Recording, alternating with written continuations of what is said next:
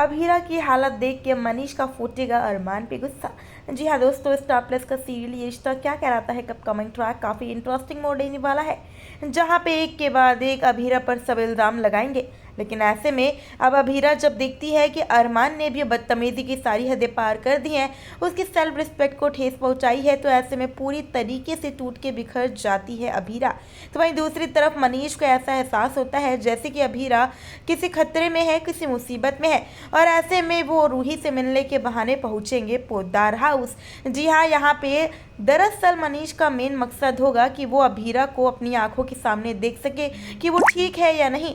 और ऐसे में अब आप देखेंगे कि किस तरीके से अरमान अभीरा पे चिल्ला रहा होगा और कह रहा होगा कि मैंने पता नहीं कौन सी ऐसी गलत काम किए थे कि तुम मेरी ज़िंदगी में आई, और तुमसे शादी करना मेरी ज़िंदगी की सबसे बड़ी भूल थी। अगर अक्षरा मैम का मेरे ऊपर कर्ज नहीं होता, उन्होंने मेरी जान नहीं बचाई होती, तो मैं तुम्हें अपनी ज़िंदगी में कभी नहीं लाता। तुम्हारी वजह से आज चारू की ये हालत है, और तुम्हारी वजह से ही रोहित घर छोड़ के गया है।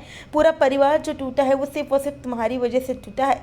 जी हाँ, यहाँ पे काफ़ी कुछ जब बोलेगा अभीरा को अरमान, तो ऐसे में फूट फूट के रोएगी अभीरा। लेकिन यहाँ पे मनीष के गुस्से का कोई ठिकाना नहीं होता। जी हाँ, यहाँ पे मनीष जो है वो अरमान पे हाथ उठाना चाहता था, लेकिन वो सिर्फ इसलिए नहीं उठाता हाथ क्योंकि वो रूही के ससुराल में है।